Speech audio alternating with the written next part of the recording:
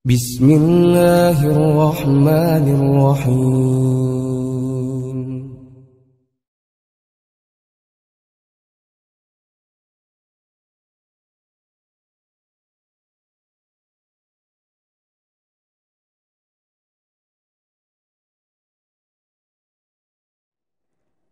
Hamdan wa syukran lillah. Asyhadu an la ilaha illallah wahdahu la syarikalah wa asyhadu anna Muhammadan abduhu wa rasuluh. Amma ba'du. Faqad qala Allahu ta'ala fil Qur'anil Karim, a'udzu billahi minasyaitonir rajim. Fakulu mimma razaqnakumullahu halalan thayyiban washkuru ni'matallahi in kuntum iyyahu ta'budun. Alhamdulillah, puji dan syukur kita panjatkan kehadirat Ilahi Rabbi yang telah memberikan kesehatan serta kesempatan bagi kita semua sehingga kita masih bisa bertemu bertatap muka dalam kajian online PC Persis Bale Endah. Saat ini kita masih akan meneruskan bahasan beberapa waktu yang lalu, masih mengenai hal-hal yang harus kita perhatikan ketika kita makan dan minum sehingga sesuai dengan sunnah Rasulullah SAW. Pada pertemuan yang lalu kita baru membahas satu hal, yaitu makan dan minum harus sewajarnya, tidak boleh berlebihan. Dan kini kita akan lanjutkan yang kedua, hal-hal yang harus kita perhatikan yang ada kaitannya dengan masalah makan dan minum yang sesuai dengan sunnah Rasul adalah kita diperintahkan untuk memakan makanan yang halal dan thayyib. Sebagaimana Allah telah berfirman dalam Al-Quran surah An-Nahl ayat ke-114, Fakulu mimma razaqakumullahu halalan thayyiba, dan makanlah yang halal lagi baik dari rizki yang telah diberikan kepadamu. Washkuru ni'matallahi in kuntum iyyahu ta'budun, dan bersyukurlah atas nikmat Allah jika kamu hanya menyembah kepadanya. Kalau kita perhatikan ayat itu, Allah memerintahkan kepada kita itu makan bukan hanya yang halal saja, tapi juga harus diperhatikan adalah yang thayyib. Dan kalau kita teliti lebih jauh bahwa halal itu hubungannya adalah dengan hukum syar'i, hukum syariah. Baik halal zatnya atau halal sifatnya. Sementara thayyib yang diartikan baik itu berkaitan dengan dua hal. Pertama adalah berkaitan dengan selera, dan kedua adalah berkaitan dengan dampak bagi kesehatan. Artinya kondisional. Thayyib itu akan berbeda antara seseorang dengan orang lain. Ikhwatu iman hukumullah. Dalam ayat itu Allah memerintahkan kita makan itu harus di samping halal adalah harus yang thayyib. Dan kalau kita perhatikan halal itu ada dua hal juga. Pertama adalah halal zatnya, dan kedua adalah halal sifatnya. Makanan, minuman yang dihalalkan oleh Allah Subhanahu wa taala itu sangat banyak sekali. Karena kalau kita perhatikan juga ayat itu, bahwa mafhum mukhalafahnya Allah melarang kita memakan makanan yang haram dan khabis gitu ya. yang haram dan kotor, baik haram secara zatnya maupun haram secara sifatnya. Hanya kalau kita perhatikan lagi ayat-ayat Al-Quran, ternyata makanan yang haram itu kan hanya sedikit sekali. Dalam Al-Quran surah Al-Baqarah ayat 173, Allah berfirman, innama harrama alaikumul maitata waddamma walahmal hinjir wa ma uhilla bihi li ghairillah. Sesungguhnya Allah hanya mengharamkan bangkai pertama, kemudian darah, daging babi, dan daging binatang yang disembelih dengan menyebut nama selain Allah. Hanya itu saja di dalam Al-Quran disebutkan. Artinya yang haram secara zatnya itu hanya sedikit, hanya 4 macam saja. Berarti yang halal secara zatnya itu sangat banyak sekali, yang ada di dunia ini diperuntukkan bagi manusia. Namun di samping halal zatnya, kita juga harus memperhatikan halal sifatnya. Nah, berbicara masalah halal sifat berarti kita juga berbicara masalah haram sifat. Kalau haram secara zat itu hanya 4 macam itu yang disebutkan dalam Al-Quran. Tapi kalau haram secara sifatnya itu bisa menjadi sangat banyak sekali. Contoh misalkan, ketika kita makan jambu batu, nah, secara zatnya jambu batu itu halal hukumnya. Tapi ketika kita pulang ke rumah, di perjalanan kita melihat ada sepohon jambu batu, satu pohon jambu batu yang lagi berbuah lebat. Nah, kemudian kita memetik jambu itu tanpa meminta kepada orang yang punya pohon jambu itu. Kemudian kita makan. Maka jambu itu sifatnya menjadi haram hukumnya. Walaupun zatnya jambu itu adalah halal. Tapi karena hasil mencuri, maka menjadi haram hukumnya.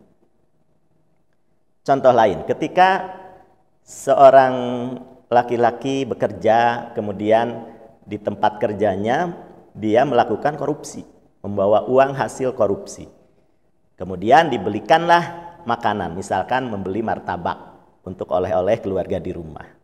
Dan uang yang dibelikan martabak itu adalah hasil dari korupsinya. Kemudian diberikan kepada anggota keluarganya dan dimakan. Secara zat martabak itu halal, tapi secara sifat menjadi haram hukumnya. Karena apa? Karena dibeli dari hasil uang korupsi. Nah, jadi kalau kita memperhatikan halal maupun haram secara sifat, itu menjadi akan sangat banyak sekali. Intinya adalah makanan dan minuman yang kita beli, yang kita dapat dari sesuatu yang tidak halal hukumnya, maka akhirnya kemudian sifatnya menjadi haram. Nah, ikhwatu iman hukumullah. Lalu kemudian kalau kita lihat dari ayat itu, di samping halal yang harus diperhatikan juga adalah thayyib. Nah, kalau thayyib itu berkaitan dengan selera dan berkaitan dengan dampak bagi kesehatan kita. Jadi akan kondisional, seseorang akan berbeda. Thayyib makanan atau minuman bagi dia itu akan berbeda. Thayyib bagi orang lain. Sebab berkaitan dengan selera. Ada seseorang yang senang makan belut misalkan. Tapi ada orang lain yang nggak suka belut itu. Merasa jijik ketika makan belut. Sehingga kalaupun dipaksakan akan muntah lagi. Makanya belut bagi orang itu tidak thayyib. Misalkan lagi, ada juga seseorang yang karena trauma masa lalu mungkin masalahnya, sehingga dia tidak mau memakan nasi. Itu ya, fobia terhadap nasi. Mungkin waktu kecilnya melihat nasi itu seperti belatung gitu ya. Atau ada pengalaman yang memang membuat dia jadi fobia terhadap nasi. Maka nasi itu menjadi tidak thayyib bagi dia. Walaupun dipaksakan misalkan dimakan, itu akan keluar lagi, akan muntah lagi. Padahal kan secara zatnya nasi itu adalah halal. Atau mungkin dulu yang dialami oleh para sahabat di zaman Rasul, ketika ada sekumpulan sahabat yang sedang memakan daging, dan daging itu adalah daging dob, daging biawak, kan gitu. Ketika diberitahukan bahwa daging itu adalah daging biawak, nah, maka para sahabat itu berhenti. Tapi kemudian ketika Rasul mengatakan bahwa biawak itu tidak haram, kan gitu, halal, maka mereka meneruskan kembali walaupun Rasulullah tidak ikut memakannya gitu. Nah, jadi biawak itu bagi sebagian orang itu halal dan thayyib, tapi bagi sebagian orang lagi menjadi halal tapi tidak thayyib. Kalau merasa jijik kan tidak bisa dipaksakan. Nah, ikhwatul iman hakumullah, begitulah gitu ya arti halal dan thayyib, sehingga kita harus memperhatikan bahwa apa yang kita makan, apa yang kita minum selain halal juga harus thayyib. Karena berbicara masalah thayyib itu juga dampaknya berbicara masalah dampak bagi kesehatan kita.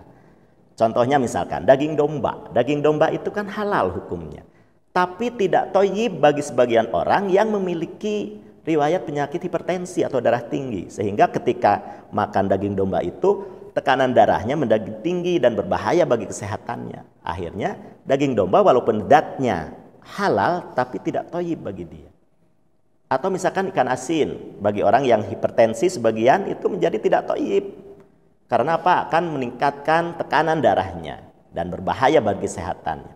Atau sayuran hijau bagi sebagian orang yang memiliki penyakit asam urat misalkan. Atau makanan yang asam-asam bagi orang yang memiliki penyakit mah yang ada kaitannya dengan lambung, itu walaupun zatnya halal tapi tidak thayyib. Nah, itu harus kita perhatikan. Ikhwatul iman hakumullah.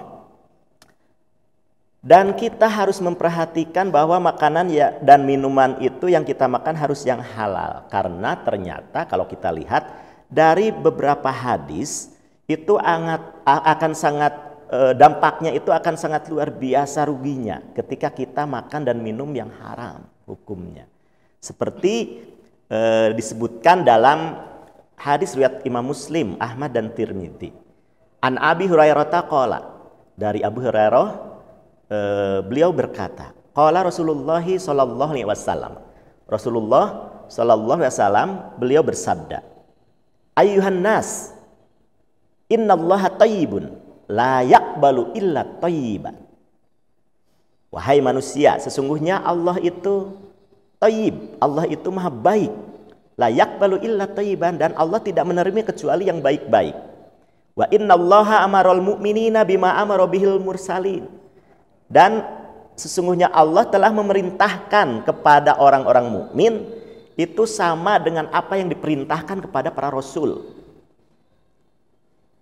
Nah, kemudian faqala, Allah berfirman, "Ya ayyuhar rusul, kulu min thayyibati wa'malu sholihan, inni bima ta'malun alim."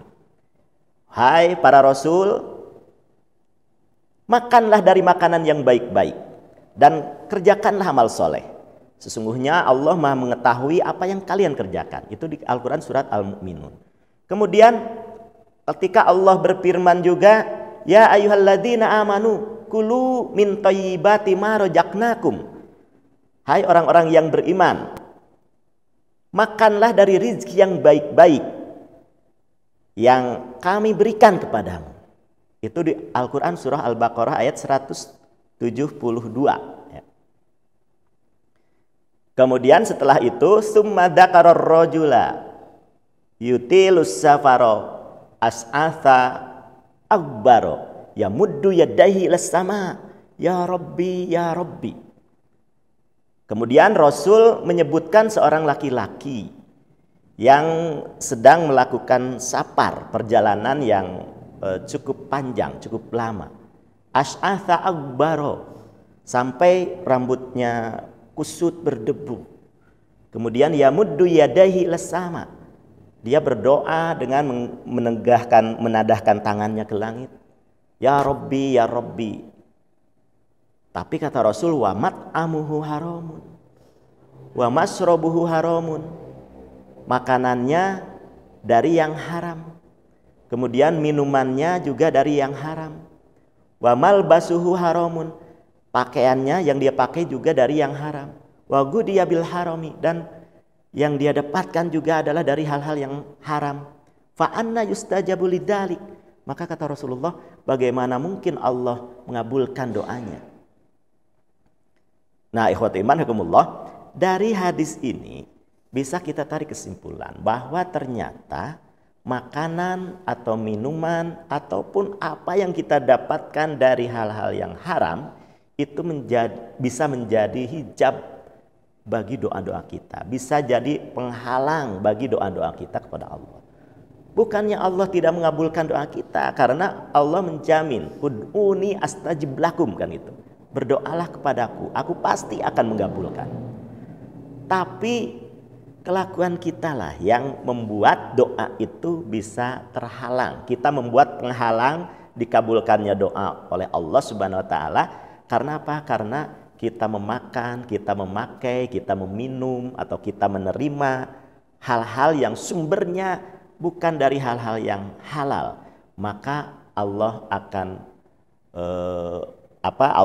kita akan menghalang, kita akan membuat penghalang dikabulkannya doa dari Allah Subhanahu wa taala. Padahal kalau kita lihat dari hadis itu, dikabarkan oleh Rasulullah, seorang laki-laki yang sedang melakukan perjalanan jauh gitu, harusnya ketika dia berdoa itu mustajab. Karena apa? Karena dalam hadis riwayat Abu Dawud, Tirmidzi, kemudian Ibnu Majah dan Musnad Ahmad dikatakan bahwa salasu da'watin mustajabatun. Ada 3 doa yang pasti diijabah oleh Allah Subhanahu wa taala. Yaitu da'watul mazlum. Doanya orang yang didolim itu akan diijabah oleh Allah. Kemudian da'watul musafir. Doanya orang yang sedang melakukan safar, perjalanan, itu pasti dikabulkan oleh Allah. Wa da'watul walid ala waladihi. Doanya orang tua terhadap anaknya. Dalam hadis itu dikatakan ada 3 doa yang Allah pasti akan mengabulkannya. Dalam hadis tadi dikatakan bahwa seorang laki-laki sedang yutilus safaro, sedang mengadakan perjalanan yang lama dalam safarnya, harusnya mustajab doanya. Tapi ketika dia berdoa ternyata Rasul mengatakan bagaimana Allah akan mengabulkan doanya kalau makanan yang dia makan itu sumbernya dari yang haram, minuman yang dia minum itu sumbernya dari yang haram, pakaian yang dia pakai itu sumbernya yang dari yang haram, kemudian yang dia terima itu dari yang hal-hal yang haram. Maka bagaimana Allah akan mengabulkan doanya? Nah, ikhwati iman rahimakumullah, sehingga kita harus sangat memperhatikan apa yang kita makan, apa yang kita minum, bukan hanya untuk diri kita sendiri, tapi juga untuk anggota keluarga kita. Jangan sampai kita memberikan makanan atau minuman yang sifatnya adalah tidak halal, yang sifatnya adalah haram, kan gitu. Karena apa? Karena akan sangat membahayakan kita dan keluarga kita. Nah, ikhwati iman rahimakumullah, kalau kita lihat dalam hadis riwayat At-Tabrani juga, bahwa ketika dibacakan ayat Al-Quran surah Al-Baqarah ayat 168, ya ayuhan nas kulu mimma fil ardi halalan thayyiba, wahai manusia makanlah dari apa yang ada di bumi yang halal dan thayyib. Faqama Sa'd bin Abi Waqqas, kemudian Sa'ad bin Abi Waqqas beliau berdiri. Faqala ya Rasulullah, kemudian dia berkata, wahai Rasulullah, ud'ullaha ayyaj'alani mustajabat tad'awah. Wahai Rasulullah, katanya, doakanlah aku kepada Allah agar aku itu menjadi orang yang selalu dikabulkan doa. Faqala Nabi sallallahu alaihi wasallam, kemudian Nabi sallallahu alaihi wasallam beliau bersabda, ya Sa'ad, wahai Sa'ad, atib mat'amaka, kata Rasul. Wahai Sa'ad, perbaiki makananmu atau makanlah makanan yang halal lah, seperti itu. maka takun mustajabah dakwah. Takun mustajabah dakwah. Pasti Allah akan mengabulkan doamu. Pasti Allah akan menjadikan kamu seseorang yang ketika berdoa itu akan diijabah oleh Allah. Nah, jadi syarat doa kita dikabulkan oleh Allah itu ternyata adalah kita harus memperhatikan makanan dan minuman yang kita makan. Jangan sampai apa yang kita makan, apa yang kita minum itu adalah hal-hal yang haram hukumnya, baik secara zat ataupun sifatnya. Bahkan dalam hadis itu dikatakan walladzi nafsu Muhammadin biyadih. Demi jiwa Muhammad yang ada dalam kekuasaannya. Innal abda la yakdziful luqmatal haram fi jawfihi. Kata Rasulullah, demi Allah yang jiwaku ada di tangannya, sungguh jika ada seseorang yang memasukkan makanan yang haram ke dalam perutnya, maka kata Rasulullah, ma yutaqabbalu minhu amalun arba'ina yauman, maka tidak akan diterima amalannya selama 40 hari. Itu sangat luar biasa sekali dampak negatifnya ketika kita memasukkan makanan yang haram kepada perut kita. Dikatakan dalam hadis itu tidak akan diterima amalannya selama 40 hari. Dan seorang hamba yang dagingnya tumbuh dari hasil menipu, dari hasil riba, dari hasil yang haram, maka kata Rasulullah, fannaru aulabihi, maka nerakalah yang lebih layak untuknya. Nauzubillah min dzalik. Sampai seperti itu. Nah, sehingga mudah-mudahan kita ya sebagai seorang muslim harus hati-hati ketika kita memakan makanan atau minuman. Jangan hanya diperhatikan halal zatnya saja, tapi juga harus halal secara sifatnya.